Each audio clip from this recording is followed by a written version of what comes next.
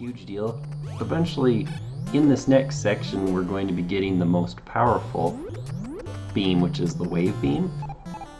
But unfortunately, the wave beam can't be used to kill the Metroid, so we'll have to switch back to the ice beam before we go on to the final area. We have been here before, but we have explored Norfair in its entirety, less all of the secret passageways. To my knowledge, this is the only way to actually get deeper in, like to a lower sub-level of Norfair. So I'm curious, like, how long did players have to play to, first of all, A, discover this, and B, like, I suppose that's why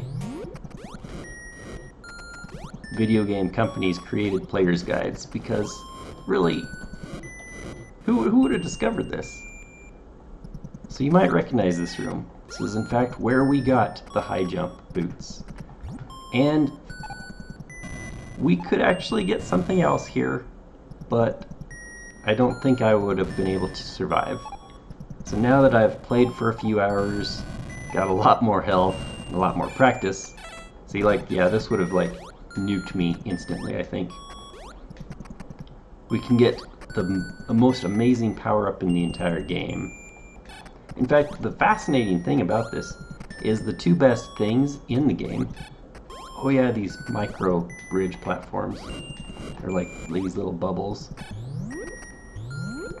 The two best items in the game, the Varia suit as well as the screw attack, are extremely well hidden. But I suppose that's kind of the mentality of video game creators at the time.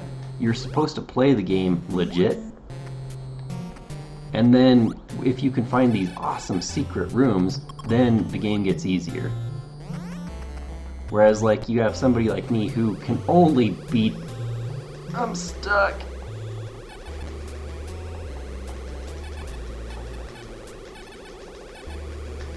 I am literally stuck again. Dang it! Stupid piece of garbage game. Okay, there we go, there we go, there we go. That only took an energy tank. Yes, this green room.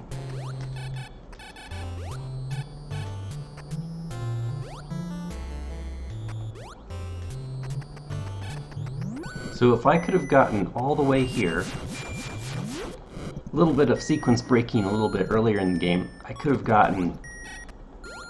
Recognize this? Get a screenshot of this right there.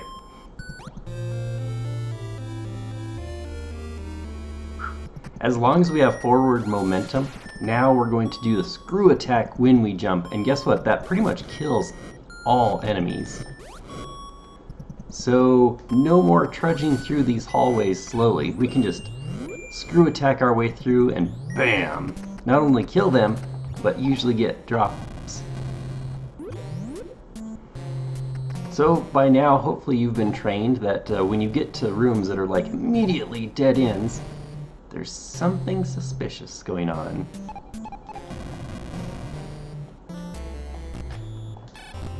Thankfully, we're not like, oh, so close to death that we're gonna game over and get killed inches away from this energy tank. Whew, victory lap. Now we gotta work our way all the way back out of that monstrosity. You gotta love this fake lava. Nothing to see here. I'm just taking a hot bath. Alright. I get confused and lost in this section so much, but this is the fake floor we want to bomb down through so that we can get the wave beam.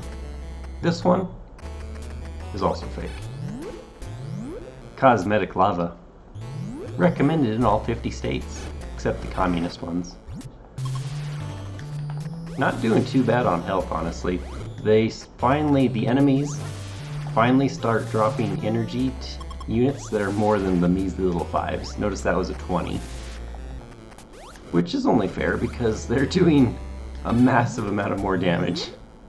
Alright, yes, this one here. This is the wave beam area. Look at that. The little seahorse thing just goes bloop underneath the lava. It doesn't fall out or anything. Physics and laws of buoyancy, ladies and gentlemen.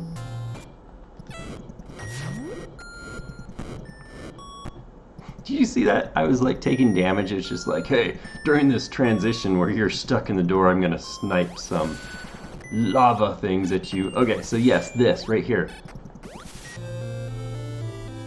The extremely powerful but unpredictable wave beam. Alright, so check this out. Does this look at all familiar? Well, we've never been here before, so it shouldn't. Because, does this look familiar? Welcome to Ridley's Lair, also known as the Norfair Depths.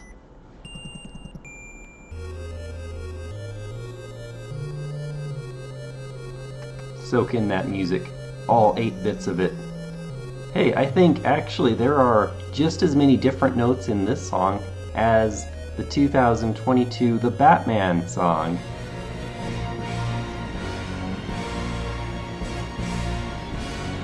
Alright, now, if we go all the way to the left, can't quite remember where it is.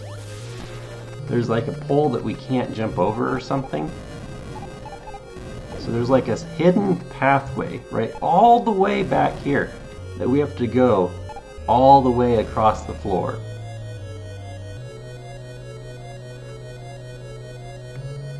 See, that one tile gap, not possible to get through. And again, classic Metroid, we might think, oh, does that mean that maybe there's some power-up that we need to find to get through there? The answer is actually no.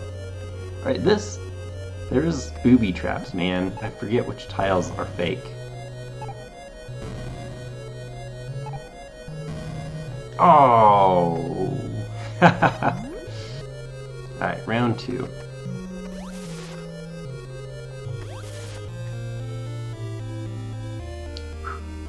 Alright, now it's on to Ridley's Lair.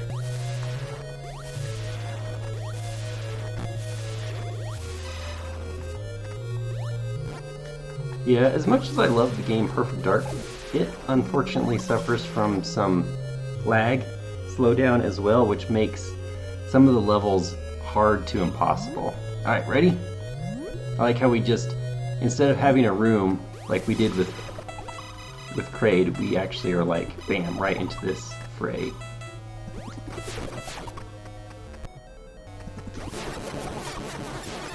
Eat my missiles! Let me just jump casually over these. Oh man.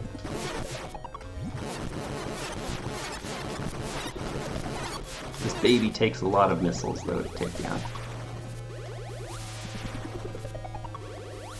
This might be a fun Super Nintendo boss fight that could actually handle, you know, that many sprites on screen.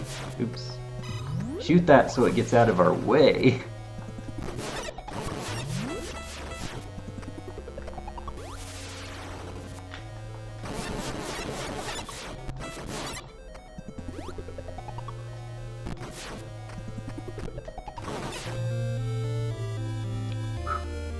Easier than Kraid. Alright, good. And same thing, like, what if you accidentally found this and then got lost? I mean, it's nightmaric to me to think how long you could physically be lost here. Which I think Metroid Prime #1 did a pretty good job as far as those phase-on mines, especially the mine depths, had that same similar hopeless feeling. In pretty good rhythm though. Now we're out of Norfair back into Brinstar. So we have one task to do. Find an ice beam. Alright, back to the peaceful, relaxing, super easy enemies. Especially now with our powered up gear, we're like invincible.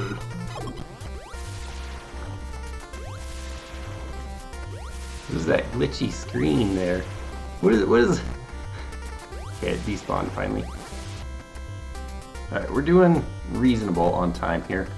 So it was nice knowing you, Wave Beam, but we have to have something stronger. Hoping that we can get to Torian in sub 3 hours at least.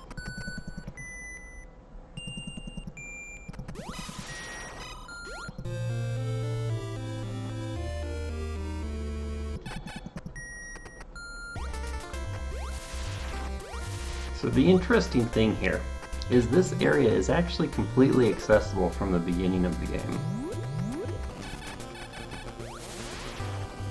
So those flying things, as you can probably guess from the in-game mechanics, we could lure one of those through, and through godly skill, you could like drop down here, freeze it with the ice beam, and use it as a platform to get to the other side. But I'm certainly not that good. Whoa, man, did you see that? I was pressing left and it just kept on going. But see these flashing? That's because we've defeated them. Once we shoot them, we have this bridge. Alright, we're gonna do it. You're going to finally see what a Metroid looks like. Sub 3 hours.